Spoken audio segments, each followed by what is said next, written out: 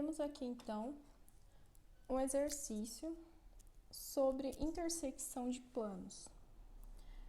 Então, no plano alfa, há duas retas R e S que contêm os pontos A e B e C e D, respectivamente. Então, aqui a reta R contém os pontos A e B e a reta S contém os pontos C e D.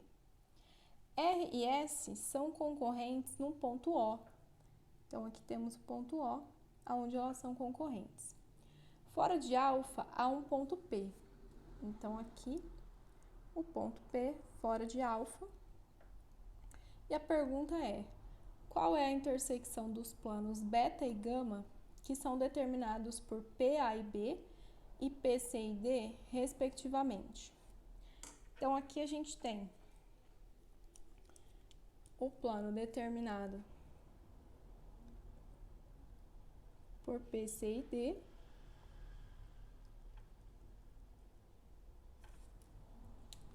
e o plano determinado por PA e B. Então, esse plano aqui é o gama, e esse plano aqui é o beta. Então, a gente quer saber qual é a intersecção desses dois planos. Então, primeiro, a intersecção de dois planos é uma reta.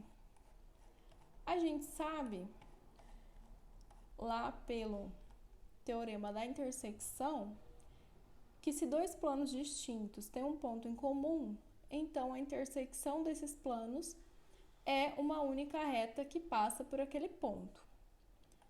Então, a gente sabe aqui que esses dois planos, beta e gama, eles têm o ponto P em comum.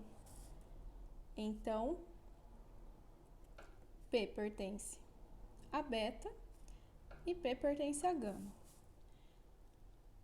Dessa forma, a intersecção entre esses dois planos, ela é uma reta que passa pelo ponto P. Então, beta intersecção gama, que é o que a gente quer achar, é uma reta que a gente vai chamar de T, que passa por P. Só que por um ponto passam infinitas retas. Então, a gente falar só que é uma reta que passa por P, não determina exatamente qual é essa reta. Para a gente poder dizer com certeza qual é a reta, a gente precisa de pelo menos dois pontos que passam por ela. Então, porque dois pontos determinam uma única reta.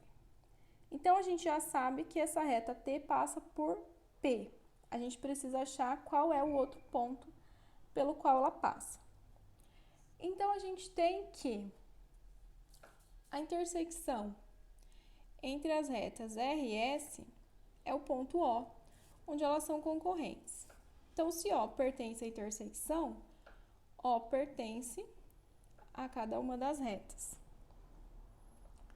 E a gente sabe, pelo postulado da inclusão, que se uma reta tem dois pontos distintos num plano, então ela está contida no plano. Então, pelo postulado da inclusão,